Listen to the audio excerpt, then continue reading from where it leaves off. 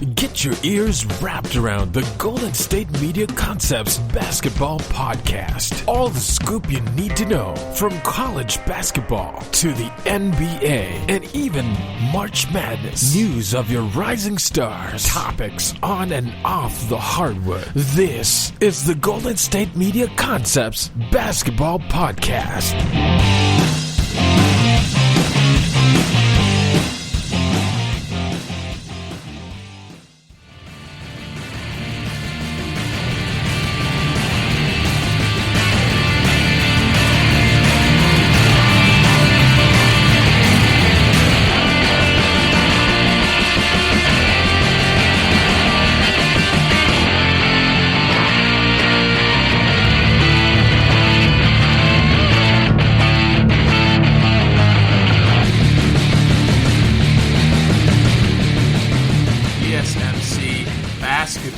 Podcast brought to you by the GSMC Podcast Network. I am your host, Michael Schroeder, and I just want you guys to have a good time enjoying this show today. It's going to be breaking down a lot of NBA topics. Later on in the show, I'll be talking about my top 10 NBA teams, so I think it's going to be really exciting to get into that. Also, I encourage you guys to follow us on social media. We're on Twitter, Facebook, and Instagram. I encourage you guys to follow us there because we can interact with you guys. We can give you guys the content for these week's episodes, and especially just in other areas such as entertainment, self-help, and just sports generally if you're a fan of all those different genres. As well as, please subscribe to us on any podcast network where you listen to your podcasts. We would greatly appreciate that. It really helps us out a ton. And we really thank you again for tuning into this podcast. Thank you. In my first segment, I kind of want to talk about the Los Angeles Lakers and the Brooklyn Nets because that was a marquee game. That was a marquee moment so far in the NBA season. The Los Angeles Lakers came into that game with the league's second best record at 22-7, and the Brooklyn Nets came into that game second in the Eastern Conference, which they were at one point seventh in the Eastern Conference and have really started to put it together. Their three great stars and their great pieces around them in terms of their three-point shooting. The Nets turned out to have the favor in this game. They won the game 109-98, which again still keeps them at second in the Eastern Conference behind the Philadelphia 76ers. The Lakers still stay at second in the Western Conference behind the Utah Jazz and ahead of the Los Angeles Clippers. And this was a different game for these teams for sure. Very different game for sure. Because Anthony Davis, the Los Angeles Lakers, great star next to LeBron James, a guy who turned out to be a big piece in the finals. He played great in the Western Conference Finals against Denver. Again, a guy who just dominated when you needed him to dominate. Has an Achilles strain that will keep him out for a month plus because he re-aggravated it against the Denver Nuggets about a week ago, and that was something that was bothering him going into that game.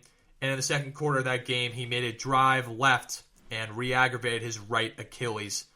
And now it's an Achilles strain, and he will be out for a decent portion of time.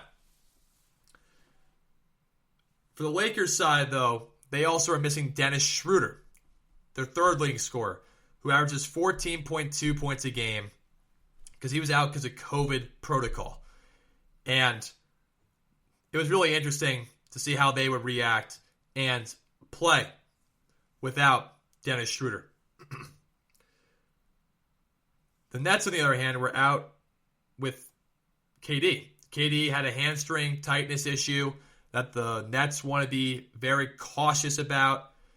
It's because the Nets are looking at this situation, and KD had an Achilles injury that sidelined him the entire 2020 season, 2019 through 2020.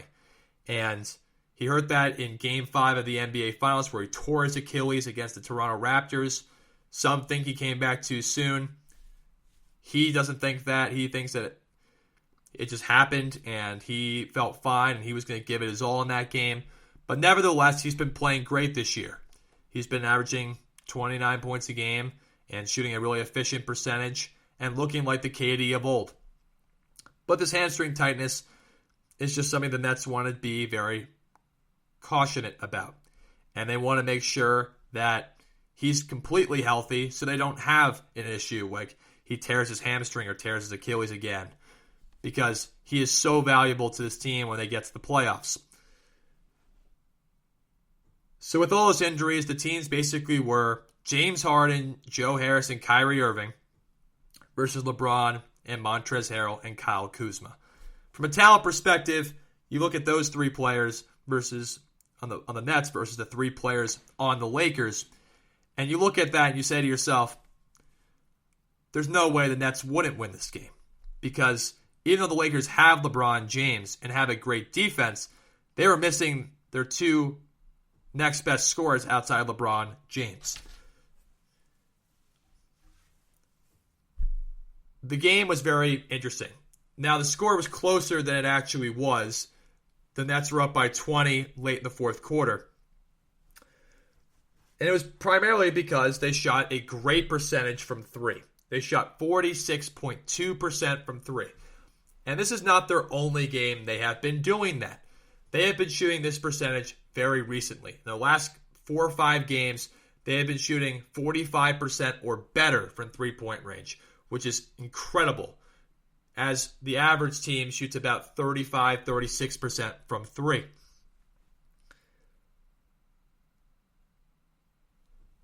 The Lakers, on the other hand, were 26.7% from three. And this was an issue dating back to last season because the Lakers struggled getting on the board and making things good from three because they didn't have a ton of three-point shooters. Now, they thought this year they'd be able to change that. But Dennis Schroeder has not been shooting as well from three as people expected him to. Montrezl Harrell is not a three-point shooter. Anthony Davis has not been shooting well from three at all either, and either from the free throw line. And even though LeBron is shooting at a high clip this year, they're not a team that scares you from three-point range. Or the free throw line, for that matter. And against Brooklyn, 26.7% from three is just not going to cut it. LeBron was 1 for 6 of those threes as well. LeBron was shooting, entering that game, a little over 37%. And at one point, he was shooting 40% from three. So LeBron actually has been shooting pretty well from three this year, but it hasn't been enough to overcome the average to below average three-point shooting the Lakers do have. But the Lakers' problem was not just the fact that they couldn't shoot threes. It was the fact that Montrezl Harrell played bad defense.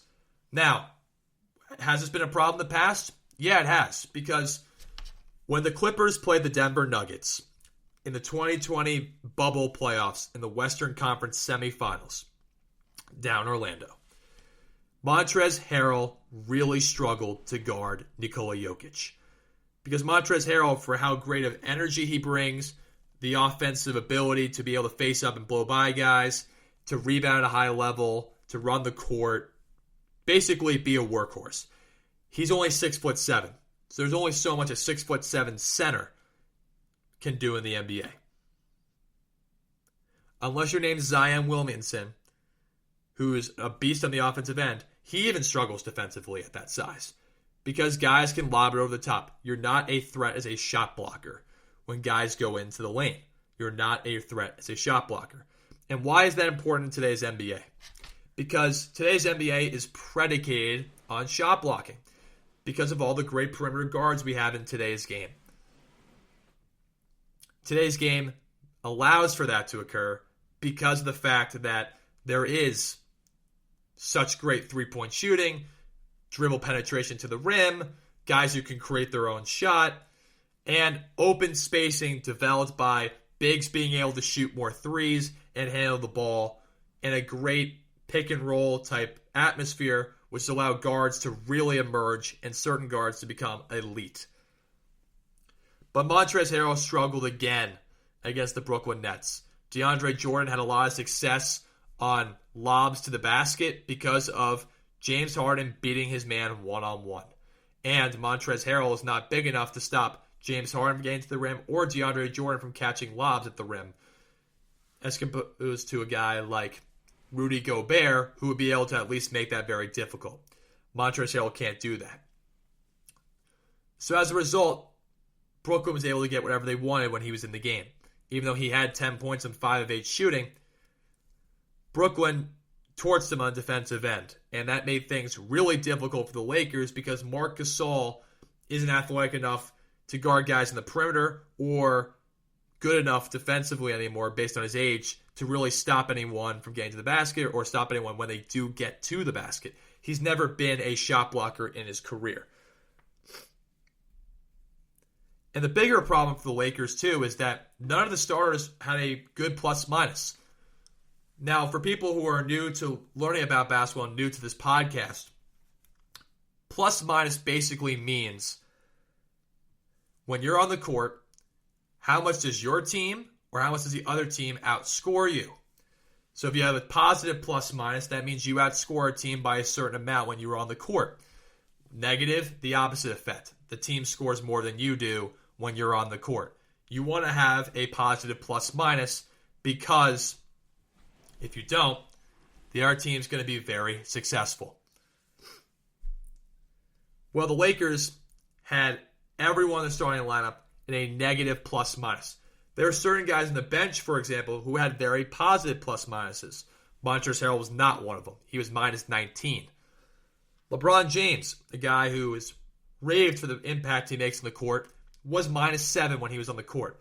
Now, that also is because of how much minutes he played. He plays the most minutes in the Western Conference. And he was on the court for 30-plus minutes against the Brooklyn Nets on Thursday night. So, he was able to rack up a bad plus-minus because he was in the game for a very long time. But it's not just him. Guys like Kuzma, Marc Gasol, Alex Caruso, guys like that, Kentavious Caldwell-Pope, all racked up negative plus-minus because, again, Brooklyn dominated them when they were on the court. Because Brooklyn had options. They could shoot threes. They had two guys in Kyrie and Harden who could break you off the dribble. And it made things very difficult for the Lakers. Now, LeBron had 32 points. He had 32 points. Shot 14 of 23 from the floor, which is way over 50%. He had 8 rebounds, 7 assists, 3 turnovers. Played a pretty clean game, but he was 1 of 6 from 3 and 3 of 6 from the line. But people have to understand by now, LeBron's not a great free throw shooter. Never really has been.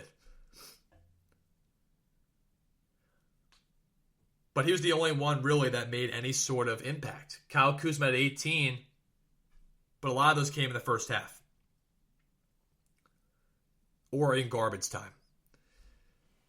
Analyst Reggie Miller made a great point during the game. And for people who don't know who Reggie Miller is, he's a great analyst. And one of the best shooters to ever play basketball. He's third right now in three-pointers made, behind Ray Allen and Stephen Curry. And he's been at TNT for a long time as a color commentator to either Kevin Harlan or Marv Albert. But he said a great point that Brooklyn is going to be tough to beat because they can outscore every team they play. Because they have 3 great ISO scorers in Kevin Durant, James Harden, and Kyrie Irving, all who average 23 or more points. And they have great shooters in Joe Harris, who is the best percentage-wise catch-and-shoot player in the league. He has the most catch-and-shoot threes in the league this year. And they have guys like Luwawu Cabarrot, Jeff Green, who makes it really difficult for teams to guard him when he goes to the 5 because he's more of a 3, and you're putting him at the 5 position, which makes things very difficult for centers trying to guard him because of spacing. Again, NBA is about spacing today, and that's why Steve Nash has said many times he loves that Jeff Green can get to that point. But enough about the stats, because that's boring for a lot of people. Let's get to the story of the matter. How did Brooklyn get here? Well, Brooklyn got here by beating teams like the Clippers, beating teams like the Bucks, the Pacers, the Warriors, the Sacramento Kings, and then coming back from 24 points down against the Phoenix Suns just last week without Kevin Durant, without Kyrie Irving. And that shows that they have actually found a little bit of a toughness within them that some people thought they lacked. And it just translated over to again on Thursday. When they beat the Lakers up, they were even with them in rebounding. They shot a better percentage from three, better percentage from the floor, better percentage from the free throw line. And as Brooklyn goes into their game against the Clippers on Sunday at 8 Eastern Time on ESPN, they also just explained the fact that they're excited to play the Lakers again when the Lakers are at full strength. I mean, who wouldn't be? It's not fun to beat up a team when they're not full strength, when they don't have all the great players coming back. Kyrie Irving is a guy I know wants to beat LeBron. In my opinion, I think this is his year, best opportunity to beat LeBron James. If he doesn't beat him this year, I don't think he'll ever beat him. But this is a great opportunity for him. Can he get it done? He created this team with Kevin Durant and Harden in his mind. He created a team that can actually beat the Lakers. And he said, we liked the way we played. We thought we played great, but we are really looking forward to seeing the Lakers again.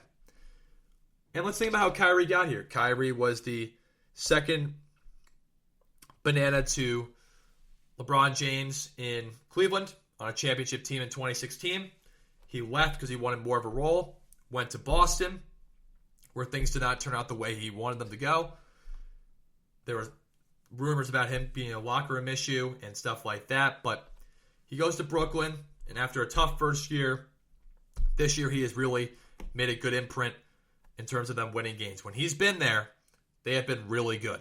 And that's why you can see he wants to play LeBron when they're full strength, and Anthony Davis, Dennis Schroeder, guys like that.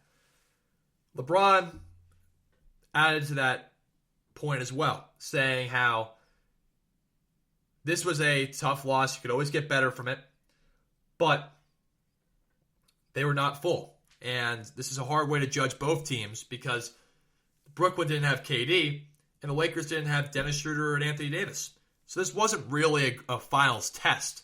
This is more of a preview of what these teams could be like if something bad went down.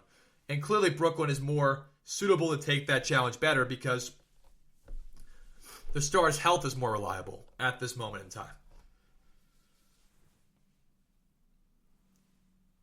Interesting enough, too, like I said, Brooklyn moves to 10-1 against teams that are plus 500, which is really interesting if you think about it, because they're not that good against lower-ranked teams. It's really interesting if you think about it, too.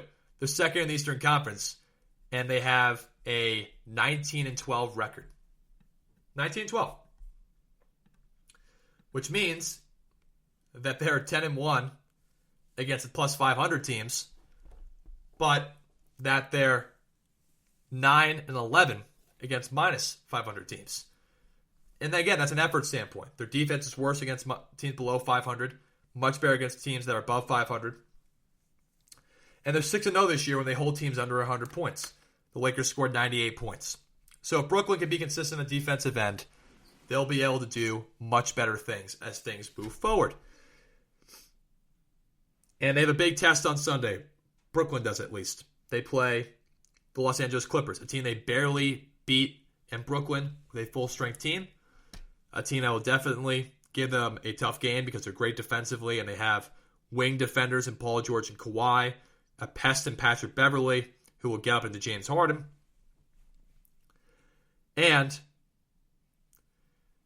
good role players in Nicholas Batum, Serge Ibaka, Ivica Zubac, Lou Williams, who's been playing great recently. It will just be interesting. And we'll see how the Lakers respond as well as they play tonight against the Miami Heat. And we'll see how the Lakers do without Dennis Schroeder and Anthony Davis against a team that they played last year in the finals. And we'll see what happens there. But again, kudos to the Brooklyn Nets for this win. I'm going to give them respect. This is a huge win for them. Huge opportunity for them to also put an imprint on how good they really can be. Again, they have the number one offense in the NBA, and they proved that offense can really make a difference. But they also proved they can play defense, holding the Lakers to 98 points. Now, LeBron did have 32 of those 98 points, but they held the other guys in check for the most part. And to win championships, you got to be able to play defense. And for the most part, Brooklyn did do that. We're going to take a short break here, but when I come back, we're going to discuss the NBA All-Star Game, as well as later in the show, we're going to discuss the Blake Griffin trade, but also stay tuned for my top 10 NBA teams. That'll be really well worth it, and we're going to take a short break now, and I'll see you guys in a little bit. Are you looking for the very best NFL and college football podcast? Then check out the GSMC Football Podcast. Get the latest football news both on and off the field. From the NFL Draft to trades to the rumor mill to the NFL Combines, they got you covered. That's GSMCpodcast.com/football-podcast. Get updates on college rivalries, game day insights, and much, much more. It's football talk the way you want it. This show eats, sleeps, and breathes football. Don't forget to like them on Facebook and follow them on Twitter. Visit GSMCpodcast.com for more info.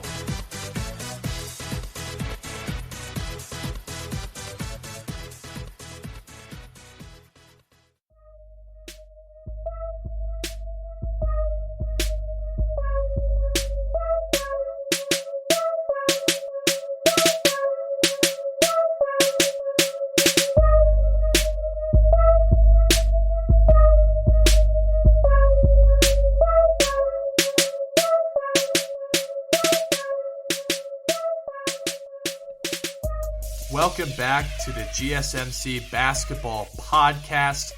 I am your host, Michael Schroeder, and this podcast is brought to you by the GSMC Podcast Network. I hope you guys enjoyed the first segment where I talked about the Lakers and Nets game. I talked about how the Nets played much better defense as opposed to the past because they have been right now the worst defense in terms of efficiency since James Harden's been there in NBA history. But they held the Lakers to 98 points. But the Lakers were also missing Anthony Davis and Dennis Schroeder and only lost the game by 11 points. Now, it was a lot bigger of a margin, but still, there's a lot to take away from that game that, from the Brooklyn side of things, you can be very hopeful and positive about. Now, in this segment, I'm going to break down the NBA All-Star Game. The NBA All-Star Game has had a lot of controversy this year because of just the COVID protocols, the players' feeling about playing in this type of game, and other stuff involved with it. But let's talk about when the All-Star Game is exactly slated to happen. It's slated to happen on March 7th in Atlanta at the Atlanta Hawks Arena, and it's going to be an event that the NBA is super excited about because Adam Silver put it plainly. The NBA fans make the NBA. And this game is the highest interacted game for fans with the NBA. And think about it, right? The NBA is a business. And fans help make that business what it is. They pour money through ticket sales. They pour money through TV views because they allow the television deals to be made. And the more popularity and the more recognition the NBA gets, the more money it gets. And that's important for the NBA. They want to be able to build their brand. And that's the argument that they're making for why the All-Star Game will be happening and why they think it should happen. They also believe that they have the right circumstances in terms of a protocol to keep the players and their families safe during this All-Star Game weekend. let's look at the All-Star game in terms of the teams and in terms of the format. Previous All-Star games have had West versus Eastern Conference for many years. The past couple years have had Team Giannis versus Team LeBron and Team Steph versus Team LeBron. So it's going to be very interesting to see what kind of unfolds this year. But the good news is we already know who the captains of both teams are. LeBron James and Kevin Durant. LeBron James and Kevin Durant are going to be the two captains, LeBron from the west side and Durant for the east side. What's going to be cool about this All-Star game, though, is that it's an opportunity to donate to historically black colleges and universities and provide COVID relief to dire communities who are suffering from the effects of COVID-19 worse than others. The NBA is raising about $2.5 million and hoping to pay a little bit more than that. And it'll be really good because this is a chance to give back to people who have really invested in the NBA, love the NBA, and need the money to help them through. And for historically black colleges and universities that are continuing to get great funding from the NBA, great support from the NBA, and getting recognition as good colleges around the world, not just for the academics, but for athletes to be able to go play basketball and make their mark. So the NBA is doing a lot of really good things, not just for building their brand, but for helping communities that really are in need of help. The format's going to be a little different this year. The NBA Skills Challenge and Dunk Contest are going to occur at halftime, which is very interesting. That never happens before. Usually, that occurs the night or two before the All-Star game actually happens, which is really interesting that they're decided to choose this path. But it's because of the fact of COVID. They want to have it happen once. They don't want to have multiple days of players having a chance to go out and the threat of that because of the fact that Lou Williams went to Magic City back in the bubble in Atlanta, and there's other clubs and bars and restaurants out there. They don't want players getting COVID and being part of super spreader events. So the league is going to design it this way to hopefully limit that. And also, since the fans are not in attendance, or a lot of them won't be in attendance, they're trying to keep everything very uniform and simple, based on my opinion and what I think is going to go on. In terms of how they're going to construct the quarters of the games, now the NBA games are usually run 12-minute quarters, and it's 4 quarters, right? So you have a total of 48 minutes. Well, that time is going to still be there too, but they're going to reset the score at the end of each quarter up until the fourth quarter. And they're going to keep score, see who wins each quarter between the West and East. And then in the fourth quarter, they're going to try and determine the final score by factoring in Kobe Bryant's number 24 into it. The reason why they're doing that, for people who don't know that, is that Kobe Bryant tragically passed away last January in a horrific helicopter accident where he lost his life and his 13-year-old daughter, Gianna, lost her life. It was a really sad day in basketball, but a sad day in the world because Kobe was such an iconic athlete. Not just for the Lakers franchise, but for people looking up to play basketball, for people who loved watching the game. And now the NBA is doing this All-Star game to honor Kobe in that way. They had 24 in the back of their jerseys last year to honor him. And this year, they're trying to factor 24 in the final score in order to make a major imprint on Kobe's legacy. Really interesting stuff, and I actually like that format a lot. It's going to be very interesting to see how the fans enjoy it, because I'm not one who watches the All-Star game too much because of the lack of competitiveness for the first 3 quarters. But it'll be really interesting to see how the fans react to all this. I think it will be a positive response, though. Now, the starting lineups are going to be from the Eastern Conference and the Western Conference. From the Eastern Conference, we got Kevin Durant, who's playing unbelievable this year. Giannis Antetokounmpo, back-to-back MVP, playing at a great level this year. Bradley Beal, who's leading the NBA in scoring this year and playing at an incredibly high level, even though Washington is not doing great. And Kyrie Irving, the second leading scorer in the Brooklyn Nets, head of that three-headed monster in Brooklyn, and playing at a really, really high level. Probably at this point one of the best of his career, maybe the best of his career. The only pushback on those stars was just having Harden in the lineup. But I think everyone agreed that Bradley Beal should have been in there because Bradley Beal right now is leading the NBA in scoring and truly showing that he is an elite level superstar that should be on a different team.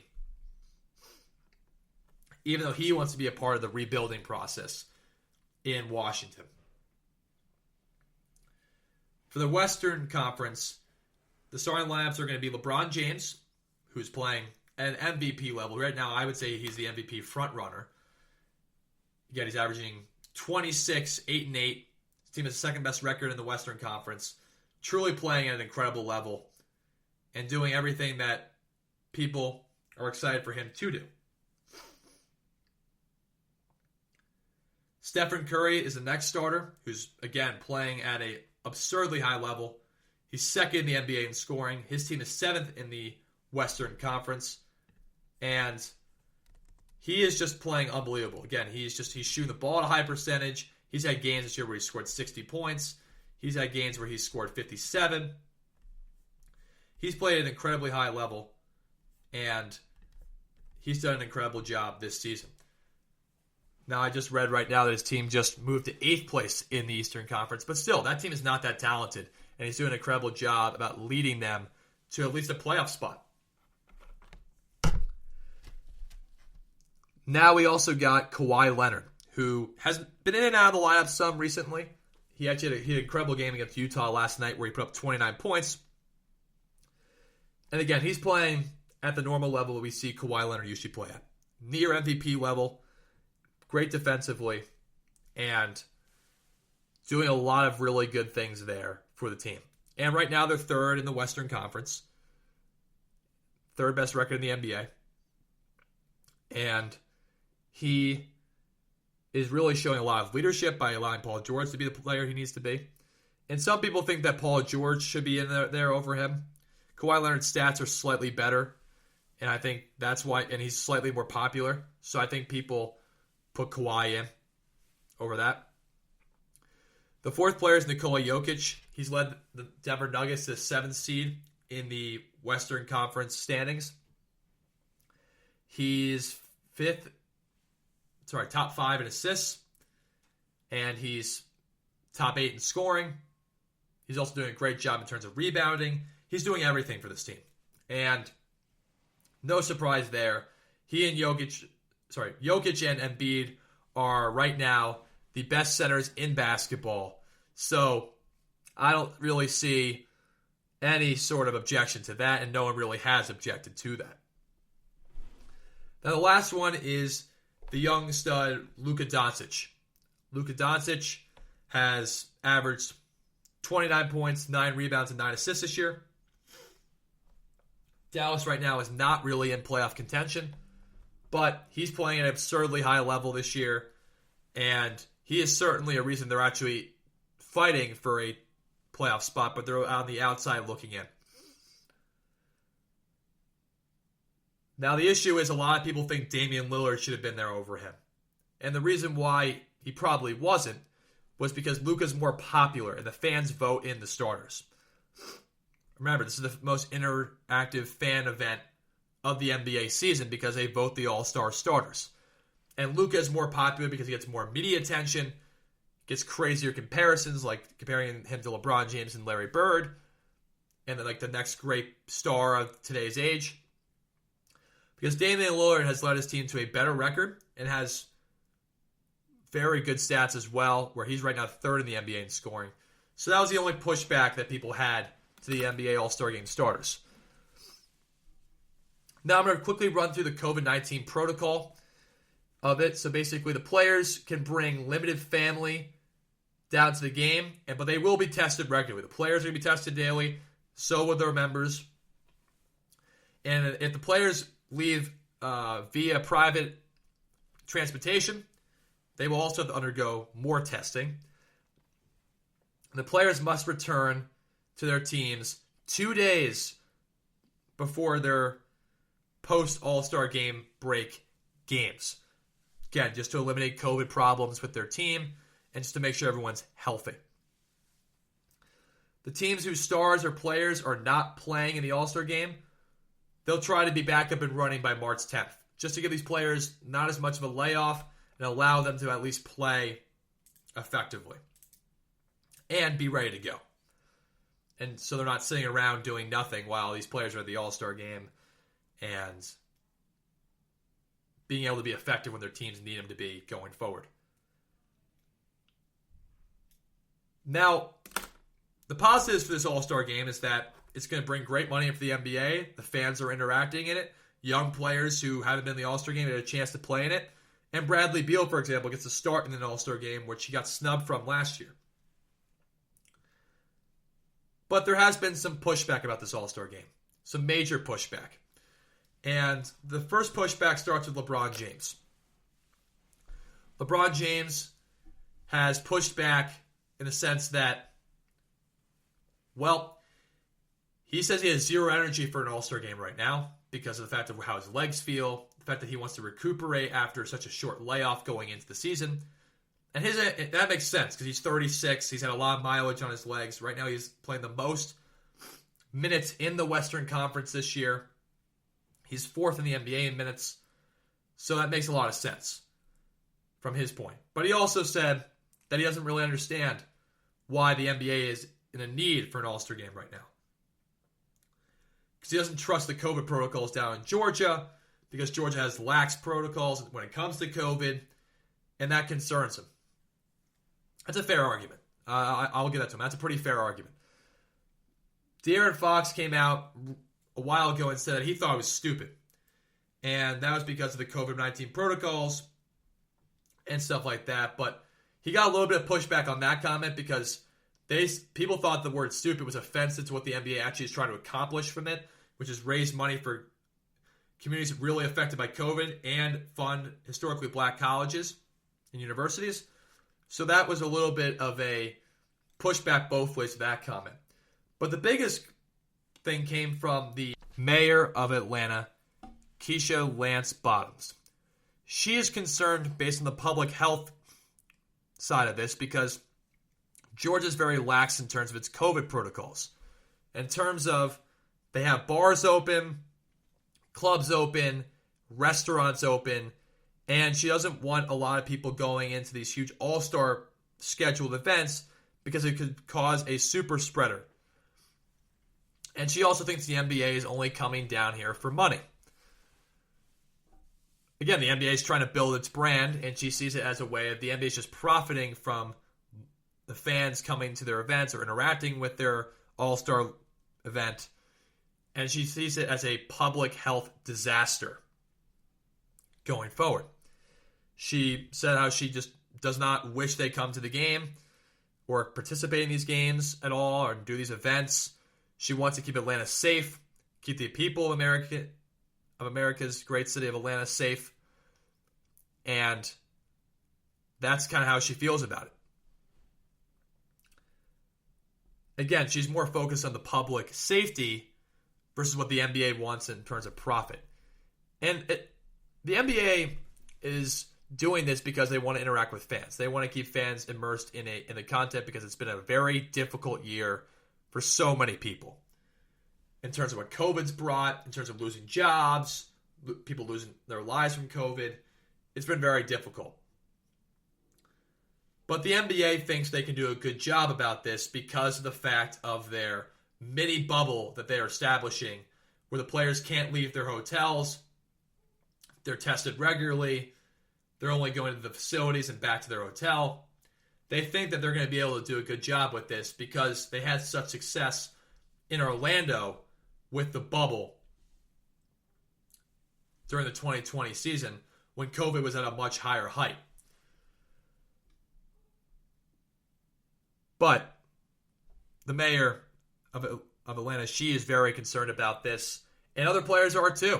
And it's not just those players and her. Many commentators don't see a need for an all-star game. Even director and producer Spike Lee doesn't really see a need for it. He said how COVID's no joke, that you're putting these players at risk. You're putting the fans at risk by having an all-star game, because they're all coming from different venues to come to this game. That all makes sense. And again, I see both arguments.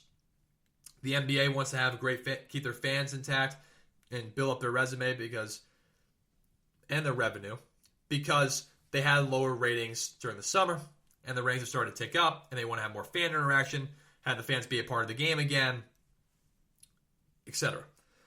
But the players are concerned because of the COVID protocols, because of the quick turnaround for this season this year, and they want to be able to have some time to rest and lay off and be ready to go for the other half of the year, which is going to be a big-time push for the playoffs. Again, it's only 72 games in a season, and they're playing a lot more now. They're almost playing back-to-back a lot of times. There are also guys who are worried about the amount of postponements the NBA games have had this year. There have been 35 postponed games this season, including the Knicks versus Spurs today, including the Mavericks game today. There's been a lot of postponements, and there's a big concern with all of this. And it makes sense, right? People want to be safe from COVID. The NBA wants to make sure they can have an all-star game happen, because for a lot of these younger players, this is like a great chance to build up their reputation and their resume. So from that point, it makes a lot of sense. They're trying to keep the players safe. They're also trying to get the players to be able to play in a game that will help build up their image. Because again, the amount of all-stars you make really helps build up your Hall of Fame superstar credentials. So that's really the whole spiel around the NBA All-Star Game. Now, when I come back on for the next segment, we're going to talk about the Blake Griffin trade, or the trade saga.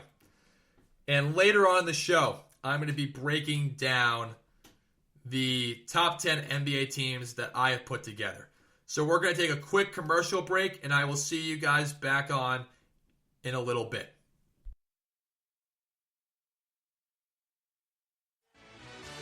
Check out the show that's built on the MMA. From the UFC to extreme cage fighting, they got the fights covered. Check out the GSMC MMA podcast. Get the latest news on past or upcoming fights. Join us as we talk to and about some of the biggest names in the MMA, past, present, and future. When it's the fight game, there's just one show to check out. GSMCpodcast.com/MMA-podcast. Don't forget to like them on Facebook and follow them on Twitter. Visit GSMCpodcast.com for more info.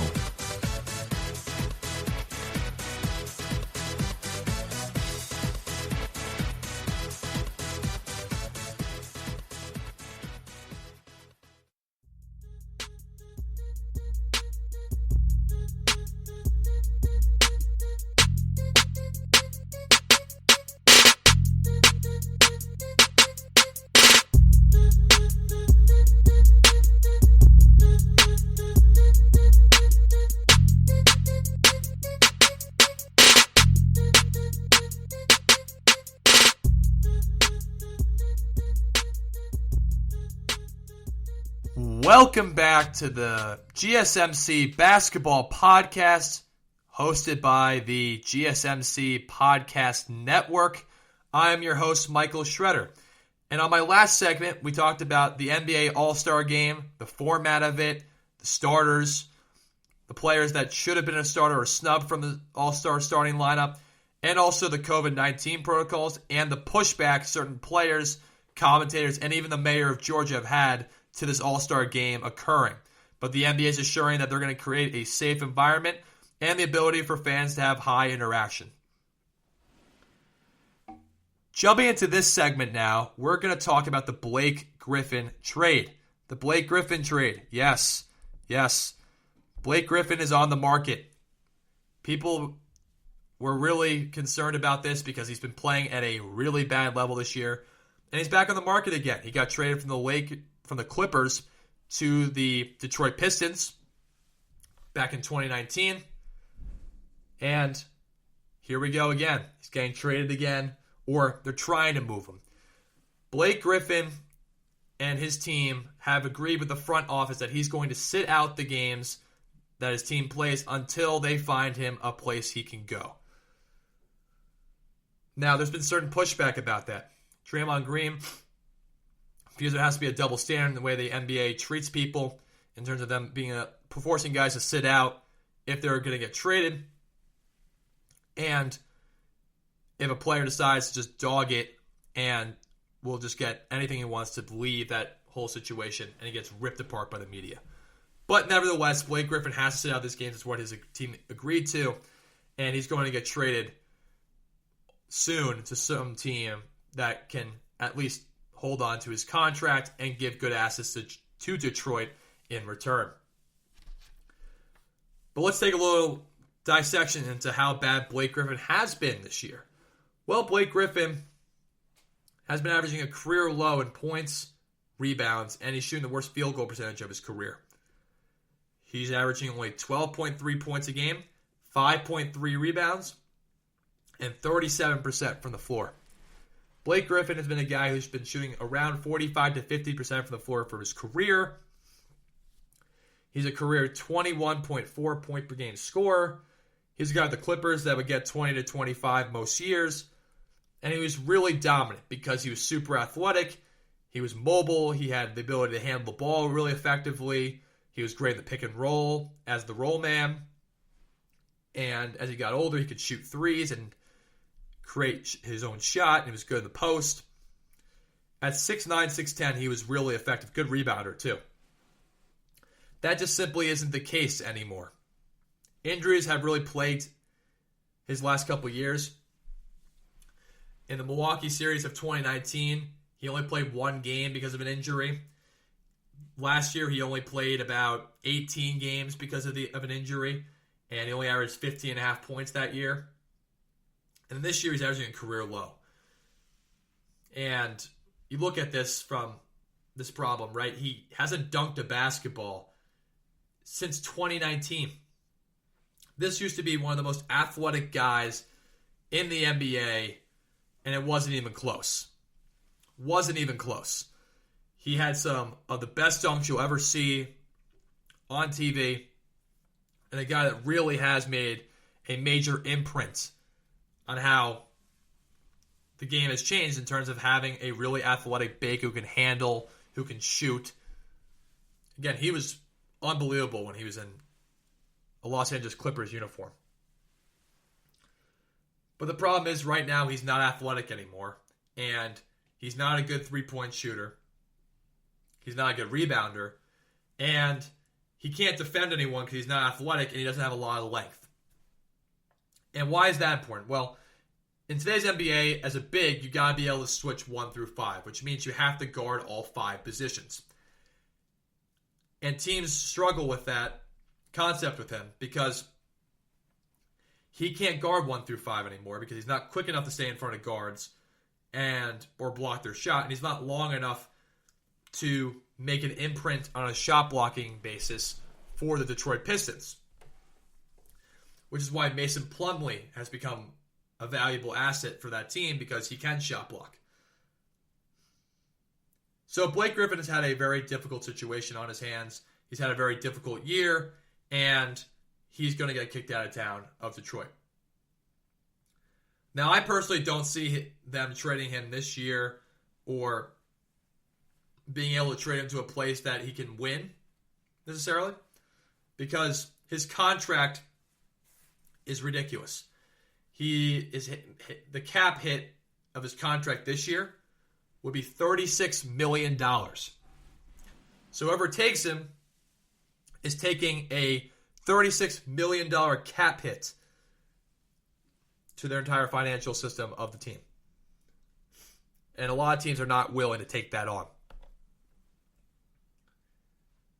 And now let's look at the fact of what he can bring to a team. He can't bring what he once could. Can't stretch the floor. Can't defend. He's not athletic anymore. So all he's good to give you is about 10 to 12 points a game.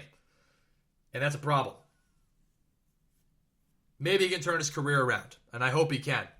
because he's still 33 years old, so he still's got some room in his game left, but not much. But there are some people that are telling folks that there are possible trade destinations for them. But before I get into that, I just want to break down kind of where the Pistons are, just to get you a little bit of context. Well, the Pistons right now are the worst team in the Eastern Conference at 8-20. And Griffin, like I said, is a shell of what he once was. Jeremy Grant has been great, though, this year. He's been averaging a career-high 23.8 points a game this year. If he was on a better team, probably would have been an all-star. He's only a career 10-point-per-game scorer, but he's doing a great job after getting traded away from the Nuggets to the Pistons. He's doing an unbelievable job. And he's doing an incredible job just being that piece they need to build around. Now, the Pistons' mindset on this is that they're looking for, as Adrian Wojnarowski from ESPN calls it, buyout options and potential trades for Blake Griffin. But what are those buyout options and potential trades for Blake Griffin? Well, they want to get a lot of draft picks so they can build a long youth rebuild in Detroit, because I think that's what they need, and that's what they think they need. And they also want a team that will be willing to take the cap hit of a little under $37 million this year and $38 million in 2021 to 2022 from Blake Griffin's salary. Again, a guy who used to live on his athleticism isn't athletic anymore, and he's only averaging 12 points a game on 37% shooting. So it's a very difficult process for this team as they move forward. But some people think there's possible trade destinations for him. Let's break down what those are. 1, the Oklahoma City Thunder. So the Oklahoma City Thunder this year have decided to give into a rebuild mode. They traded away Chris Paul. They got rid of all their top talent in Steven Adams. He's at the Pelicans, and Chris Paul's with the Phoenix Suns right now. They're building around Shai Gilgeous-Alexander and a bunch of draft picks, and they're hoping for a better future. They've been competitive, but right now they're one of the worst teams in the Western Conference, as predicted, because of the rebuild they're looking to do. But if the Pistons were to do this trade with the OKC Thunder, they would save $29 million because of the amount of draft picks they would get back. And OKC would be getting rid of old contracts like George Hill and Mike Muscala, which the Detroit Pistons can get rid of those guys very easily. And the Pistons think that they could get this trade because maybe with a guy like Al Horford in OKC, they could use another veteran leader for the OKC Thunder. But the only problem with this whole deal is, would Sam Presti and the OKC Thunder be willing to give up their rebuild for Blake Griffin? Now, if it was Blake Griffin of the Clippers of 2015, yeah. But this version of Blake Griffin, it's a very dicey situation. Because Blake Griffin is not at all what he once was. And if you're trying to rebuild, he's just going to be a guy you keep for 1 year, then get rid of. So I don't really see the whole benefit to OKC. I see the benefit for the Pistons side, but not a huge benefit for OKC. The second team people are thinking about that Blake Griffin would be a great fit for would be the Los Angeles Lakers. Because he can bring another dimension of offense to the front court, because Anthony Davis is going to be out for a little while. And he can still put up 10 to 12 points a game. It's something they need because Marc Gasol can't provide a whole lot of offense for the Lakers right now. And Montrezl Harrell, they need another front court scorer for sure. But the problem is the Lakers don't have the money to do that. They would have to give up Alex Caruso, Kentavious Caldwell-Pope, Kyle Kuzma, and probably Talen Horton-Tucker and some draft picks in order to get him. Because, he, again, like I said, the cap hit would be $37 million. And the Lakers can't afford that. Right now, they're above the cap anyway. So if you get Blake Griffin, you're going to be way over the cap, and you can't do that. The NBA has certain rules and restrictions around the cap. While it may seem it's not a great fit because he's only going to be temporary. He's only going to be there for a little while and only be able to play 15 to 20 minutes. In my opinion, it doesn't really make a whole lot of sense, but some people think just because they need help at the front court position in terms of scoring, Blake Griffin could still provide a lot of help there for them to be able to be successful. And yeah, maybe that's the case, but it's also a financial situation. And a financial situation that would be very difficult for the Lakers to actually make happen.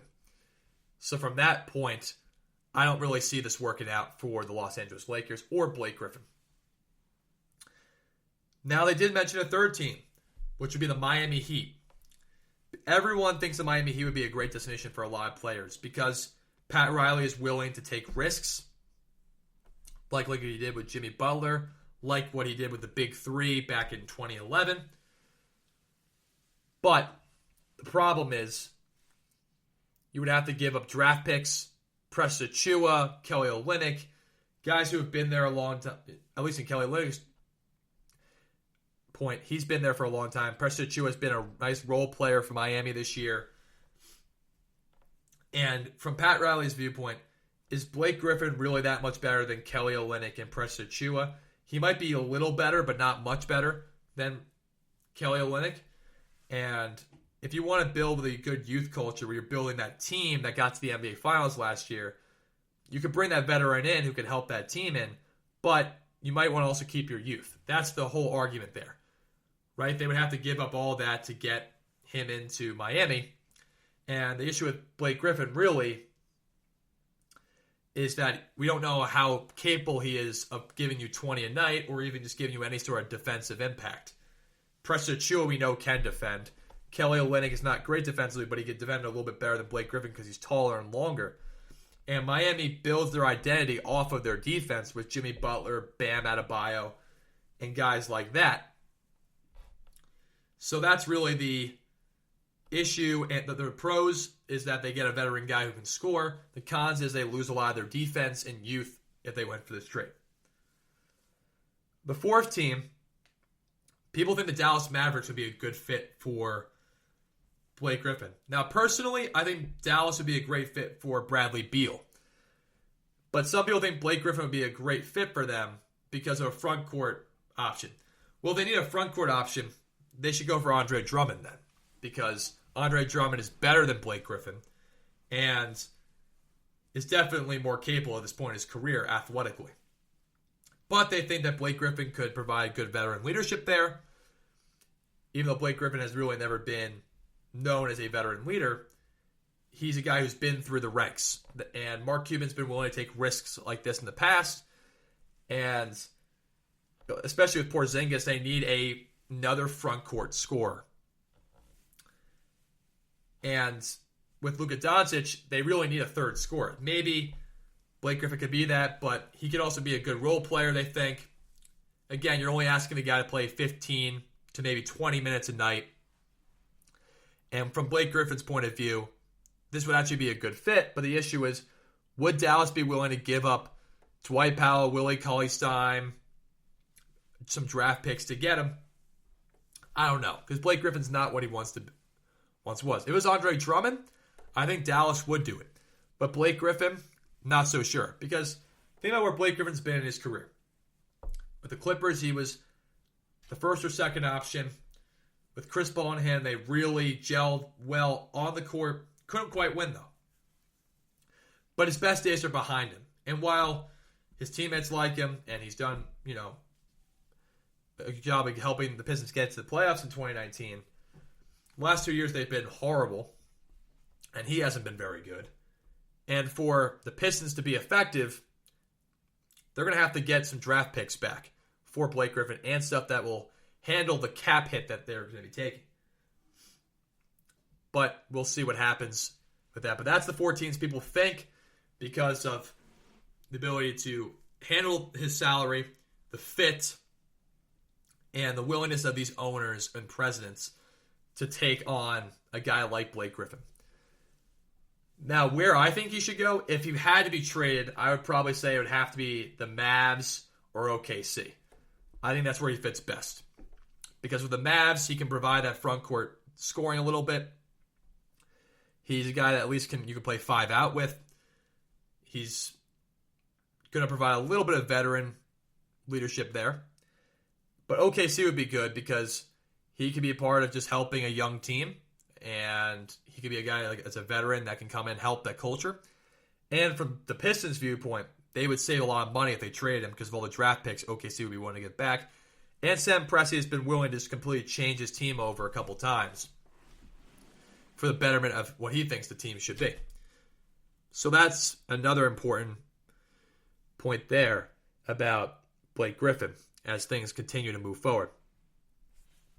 But the issue is, again, right, they can't keep him with the Pistons because they want to build around Jeremy Grant. Jeremy Grant, like I said before, is averaging 23.8 points a game this year. Jeremy Grant's a guy who can defend. Jeremy Grant's a guy who can shoot the three, get to the rim. He's very athletic. They want to build young pieces around Jeremy Grant where they can at least rebuild and get this team back to a playoff team, maybe that 2004-05 Pistons team, which was great defensively with a lot of athletes and some young talent. They're thinking that they could do that again. But we have to see. Can they do that? We'll see. It's going to be very difficult. But we all know one thing. Blake Griffin will be traded. But it's going to be very hard to trade him to places that he can win. Because with his cap, teams are not going to be willing to pull the plug and get rid of a lot of their players to bring in Blake Griffin. Because Blake Griffin is just not the player he once was.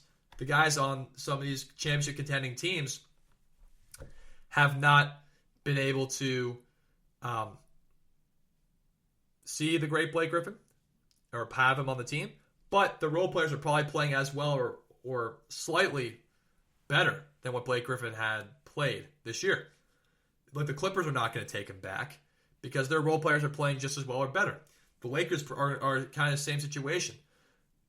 The Mavs, maybe not, but you still have Tim Hardaway Jr., who's playing pretty well. Dorian Finney-Smith is good. Kleber's good. Or do you really want to bring in Blake Griffin? If you have Andre Drummond on the market, I get that because Andre Drummond is a much better big. He's playing much better this year before they have him sit down because they're looking to trade him. It's just how it is. And I personally think it's going to be very hard to trade him because of his value. It's just sunk so much because of his lack of athleticism. And I just don't think teams cannot trust how many minutes he can play or his defense. And I think at this stage of his career, it's going to be really hard for him to go to a championship level team. And just also having the team be able to give you the equivalent of his contract will be really difficult. Now, on my last segment of the show, which I've been teasing for a while, I will be giving you guys my top 10 NBA teams, which I'm super excited about because it's my first list, and it's a list I think is going to change a lot during the year. So I'm really excited about it, and we will see that after this next commercial break.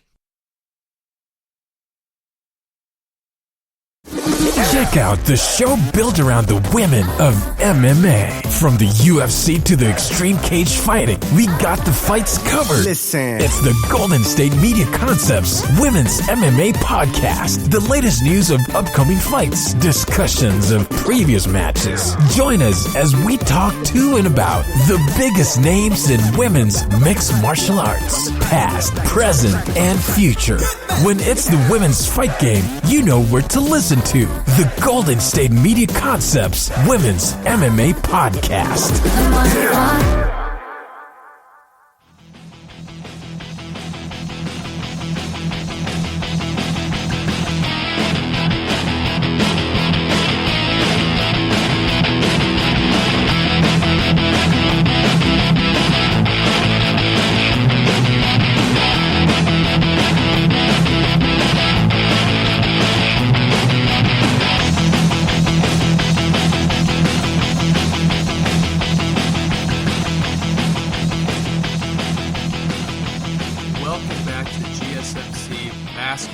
podcast, brought to you by the GSMC Podcast Network. I am your host, Michael Schroeder. On my last segment, I talked about the Blake Griffin trade saga, which has been really interesting because Blake Griffin is not the same player he once was, and the Pistons are looking to get him a buyout option or potential trade where he can get out of Detroit, and he right now has been sitting out the last couple of games because of this whole mindset. So I am really interested to see what goes on there and what transpires going later. Now, let's jump into my segment on my top 10 NBA teams. I'm really excited for this. This is going to be super exciting and super interesting to go through. Again, this list is very dynamic and is going to be really interesting to see how these teams go moving forward, and it will be definitely subject to change. This is my first list, so we'll see how it goes. At number 10, I have the Boston Celtics. The Boston Celtics have two elite scorers. They have Jaylen Brown and Jason Tatum. Both are averaging 26 and 27 points a game this year.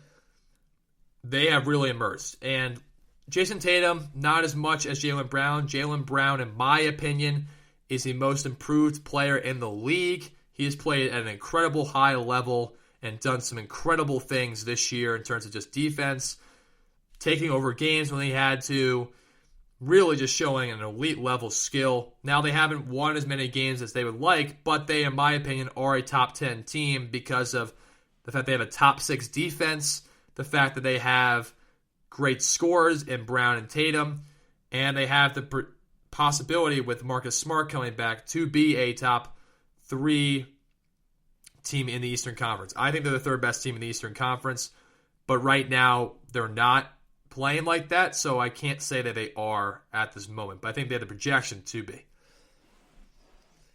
Their big problem, though, even though they're well coached and run a good offense, is they don't have consistency scoring in terms of Kemba Walker. He's been very up and down all year, and that primarily has come from an injury coming back, but also the fact that when he's been back, he just hasn't shot a very good percentage. And for this team to be effective in winning games, he's going to have to play better. And that's kind of the problem with Boston right now. And also the fact that they don't really have a reliable big man in terms of scoring. Daniel Tice is a nice piece, and so is Tristan Thompson, but they're not legitimate scorers. And Boston should really be looking at Andre Drummond as a piece to get on that team, because if he got on that team would be set and ready to go to win in the East, or may at least make a push in the East, because they just need a big, I think, to get themselves over the hump. They're 22nd ranked in offense, so they definitely need as much scoring as they can get for them to win. At number 9, but this team I don't think will be in the top 10 much longer, is the Milwaukee Bucks. Milwaukee has the third best record in the Eastern Conference. That's why I have them slightly over Boston, because consistently they have played better. Recently, they played horrible, but they have consistently played better. Giannis is still playing at an MVP level, even though he's shooting the free throws at the career low for him right now at 54%. He's still averaging 28, 12, and has one of the highest PERs in the league right now. So, he's doing a great job. They also are second in point differential this year, despite the fact that they are third in the Eastern Conference. And they have Drew Holiday, who's a very good third scorer, a guy who can really defend, and something they are missing right now because they haven't had in the last couple games. And I think that really has hurt them in their championship aspirations. And their flaw is they run the same kind of system that they've ran the last 3 years. They have Giannis dribbling down into a wall of defense, playing point forward, trying to go 1-on-5 when he has no perimeter jump shot, and the other guys just stand there and watch. It hasn't worked the last 2 years. Why is it going to work this year? So I don't really get that system, and that's why they are going to maybe not be in the top 10 if they continue to play the way they have recently. Again, their projection is they can win the Eastern Conference, but right now they're not even close to that level. So that's their problem right now. If they really want to win a championship, they can't quite do that right now because they're not at that level to win a championship. At number 8, I have the Denver Nuggets. Right now, they're 7th in the West. They have Nikola Jokic, who's playing at an MVP level. He's 2nd in player efficiency rating. Player efficiency rating is the accumulation of all your stats on the offensive end, and they put it into a number that determines your efficiency. Really shows how much impact you give to your team on an offensive end. And he does this by being top 5 in assists, 8th in scoring, and being a dominating force from the inside, and also the ability to shoot threes from the outside at a very high clip. He's doing everything for this team. He runs this team, and he's the reason they're where they are right now. They've been a little disappointing this year, to be honest. I expected to have them higher. I thought they were going to be a top 5 team in the NBA this year. They have not been that so far. But my projection on them is that they could totally be a top 5 team if Michael Porter Jr. does not have games where he scores 0 points against the Boston Celtics, and Jamal Murray takes the next step. He's taken a bigger step the last 2 games in their games against Boston and their games against Cleveland. But their problem is simple. Jamal Murray is not consistent enough. Will Barton's not consistent enough. And neither is Michael Porter Jr. They don't have Gary Harris in the lab either. And they don't have a guy like Jeremy Grant who's a consistent defender. Even though they're 13th in defense, that's a little above average. They need to be better than that if they want to win games, because they do have a top 10 offense, but they're not good enough defensively right now, or consistent-wise in terms of their overall scoring, to really beat teams where they have to. But they are better than Milwaukee because they're more consistent. They've beaten better teams like the Lakers and the Jazz, and they also have more reliable scoring than I think Milwaukee does, even though it's not reliable. And Jokic is just truly dominating. I think he's playing better than Giannis is playing this year, and that's why I have them at 8. At number 7, I have the Phoenix Suns. Now, the Phoenix Suns got Chris Paul this offseason. They got rid of Kelly Oubre to Golden State, and they have truly taken off as a top 5 team in the West this year. Right now, they're the 5th seed in the West, and they've done that with a bunch of different stuff. They have a great depth in DeAndre Ayton, Dario Saric, Mikal Bridges, Cam Johnson, Jay Crowder, guys who really can make a difference. And I almost going to put Frank Kaminsky in there too. Again, they are a very talented ball club. They also have 2 star players in Devin Booker and Chris Paul. Guys who, in Chris Paul, who knows how to get it done, who is tough, will go, like, as Ken McHale puts it, nose to nose with you, and a guy who's a leader and a winner. He's not a winner of championships, but he's a winner in terms of getting you in the playoffs, and he's a guy that will dramatically impact your culture. And Devin Booker is one of the best scorers in the NBA. He can score from any angle, any position, anywhere on the floor he can score from, and he's playing at a really high level this year, and that's just a testament to kind of his maturity level from the bubble, and now translating his success on offense into winning and to winning plays. So again, they really have taken a step up. Monty Williams has provided a lot of great spark for this team, and they look really prized to win a championship in 4 or 5 years if they continue to build around these guys. This year, they're not quite a championship level team. In my opinion, I don't think right now they're consistent enough about closing out games. Brooklyn being a good example. But they are a top 4 defense in the NBA. They're 4th right now. And they're on a good fast track to be able to win games in the future. And that's kind of how I feel about Phoenix. They're good, but they're not quite a championship team. Portland, on the other hand, could totally be a championship team. And they get everyone back healthy. They're at number 6. And Portland's a really simple one for me. Portland has Damien Lillard playing at an MVP level. He's averaging right now 29.8 points a game this year, which is 3rd in the NBA. And his team right now is 4th in the West without Zach Collins, a 12-point-a-game scorer, Yusuf Nurkic, a 15 to 16-point-a-game scorer, CJ McCollum, a 20 to 25-point scorer. Guys who actually would make them a championship contender. Right now, they're 4th in the West without those guys. 4th. That's a testament to him. He's been carrying these teams through victories. He had 43 points against the Pelicans the other night in a game winner. He beat Luka Doncic a couple nights ago on a game winner. He is playing, I think, the best basketball of his career. He is a top 5 MVP candidate, and he's done an incredible job. I think he is an all-star snub. I think he should be starting in the all-star game. But he is an incredible player this year, and he's doing a great, great job. Terry Stotts has gotten this team bought into a great offense again. They had the third best scoring in terms of offense in the NBA. They had the most amount of points. They have won 6 in a row. They're an incredible team this year in terms of how they've been able to deal with adversity and get better as the season's worn on. And they have better defenders this year. They have, on the perimeter I'm talking about, Robert Covington, Derrick Jones Jr. They're not good defensively, but they have capable defenders that can at least help Damien Lillard out, because that's been their problem the last couple of years, is their inability to guard people when things get tough. But also, let's take a look at Carmelo Anthony. He's been really good the last couple of games. Their depth has really been proved with him. He's starting to play more consistent. That's a big reason why they've also been playing at a much higher level. So Carmelo Anthony's also been doing a great job as well. And that's important for them, because if Carmelo could be a consistent guy off the bench in terms of scoring, and Gary Trent, who played really well against Dallas, this team could be a championship-level team. There's no reason why they can't be.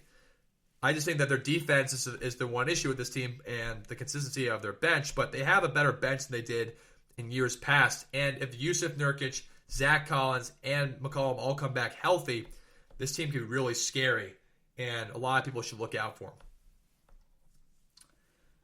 At number 5, I had the Philadelphia 76ers. Yes, I know. The Philadelphia 76ers are a top 5 team for me this year. Last year, they were 6th in the East. This year, they're 1st in the East. They have really taken a big jump up. They got rid of Brett Brown because of all the controversy between him not being able to make Embiid play to his potential, and him and Ben Simmons not being able to work together. Doc Rivers has completely transferred all that. Doc Rivers getting booted out of the Clippers after blowing a 3-1 lead, his third in his playoff career. But things have been really positive for Philadelphia. Despite the fact that Ben Simmons is injured and been out the last 2 games, they've been an excellent team this year. Excellent team. They're 3rd in blocked shots. They have the best record in the Eastern Conference, as I mentioned. They're 5th in overall field goal percentage, which, again, that's because they're getting a lot of points at the rim with Ben Simmons and Embiid. Tobias Harris is playing at an exceptional level. But let's talk about Joel Embiid. He's 4th in scoring at 29.4 points a game. 0.7 points a game. One of the league leaders in rebounding. He's 1st in player efficiency rating. As I mentioned before, the accumulation of your overall offensive impact on your team.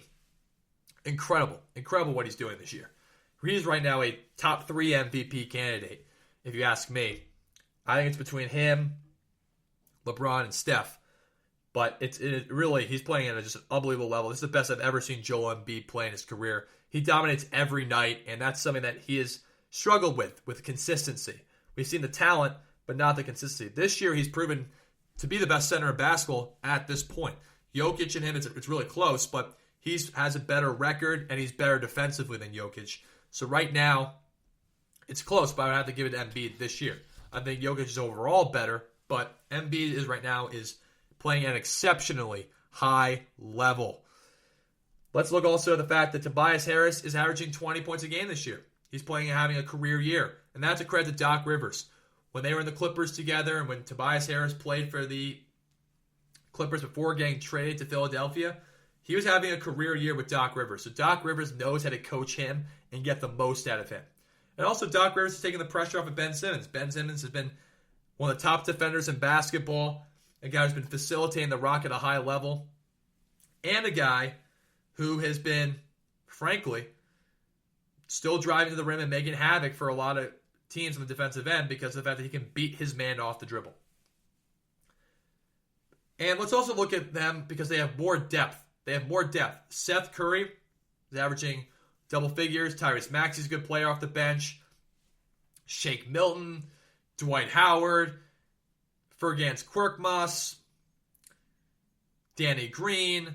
They have more depth. And while they haven't shot the 3 any better than they did last year, they still have the potential to be a really good three-point shooting team because they're shooting the same exact percentage they shot last year, but Embiid's also playing at a better level, and Tobias Harris.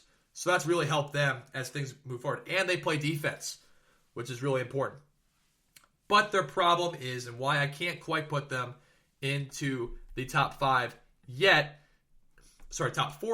is because they don't have an ability to be consistent closing out games. They show some immaturity there.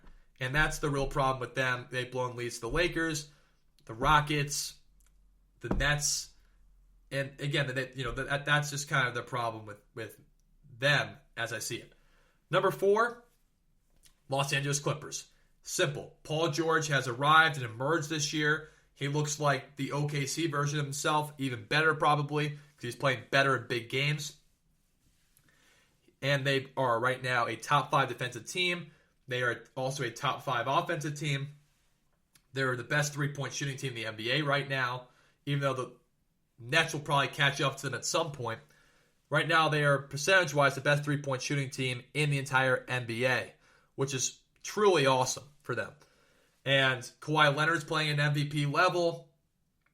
And that, again, they also have more depth with Nicholas Batum, who's been playing great. He's a guy that can play the 4 for you. Three-point shooter, another wing defender to throw at a guy like LeBron James. They have Serge Ibaka, who can switch pick and rolls. He's a shot blocker. He's a guy who can stretch the floor, get rebounds inside. Serge Ibaka is also playing very well this year. And then you have a shooter in Luke Kennard, right? They lose Landry Shamet to the Nets. They get Luke Kennard, who's a great shooter, a guy who can also put the ball on the floor, has really transformed the offensive dynamic of this team. And they're buying into Tyronn Lue. He's doing a great job at keeping a good relationship with the players, and they're buying into him. The Clippers are really good this year. They have been really, really good. And that's kind of where I go with them. They've been very good this year because they've actually bought in and not overhyped themselves too much. And that's why I think they're right now the 4th best team in the NBA. The 3rd best team in the NBA, the Los Angeles Lakers. Primarily because Anthony Davis is out. I would have them at 2 if Anthony Davis was there. They have the best defense in the NBA. Them and the Knicks. They have the 2nd best record in the NBA at 22-8. LeBron is playing an MVP level. He's averaging 26, 8, and 8 this year at age 36. That's pretty remarkable. They're the defending champs, which gives them a lot of leeway because they haven't been playing a lot worse than they did last year. And they won it all last year when no one thought they would. So they're still a championship contending team. And right now I think they still should be the favorites out of the West. Even though they haven't consistently played to that level and have some injuries, they are right now still my championship favorite, even though I don't think they're the best team in the NBA at the moment. They have more depth. Dennis Schroeder's averaging 14.2 points a game. Harrell's averaging 13.3. Horton Tucker, Wesley Matthews, right? That's been helping the Lakers get to that level. And when you have LeBron and Anthony Davis, you always have a chance to win. At number 2, I got the Brooklyn Nets. They have 3 of the best ISO scorers in the NBA in Kevin Durant, James Harden, and Kyrie. They have the best offense in the league. They have the best offensive efficiency of all time since Harden's been there. They have a 10-1 record, which is the best mark against plus 500 teams.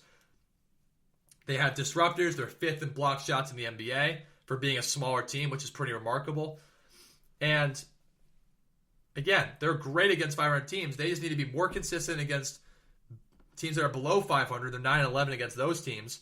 And they also need to figure out a way to not be so bad defensively so that they're not going to be the worst defensive efficiency all the time. They have to be at least an average defense for them to win games. They can't just live on outscoring teams. That's the problem with Brooklyn. And then to wrap up the top 10 list, I got the Utah Jazz.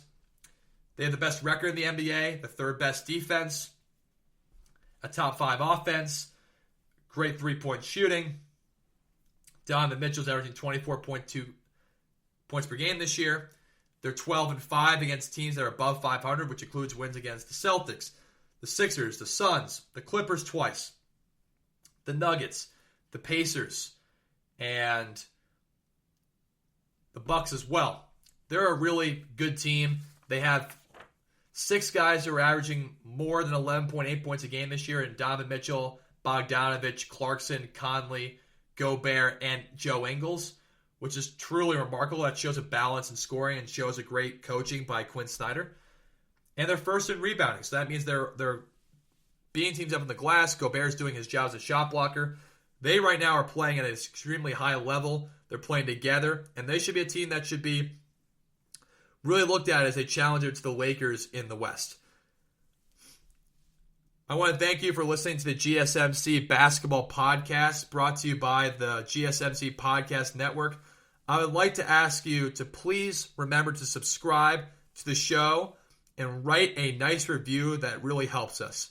Also, if you can please follow us on Facebook, Twitter, and Instagram, that would be great. And thank you, and have a good night.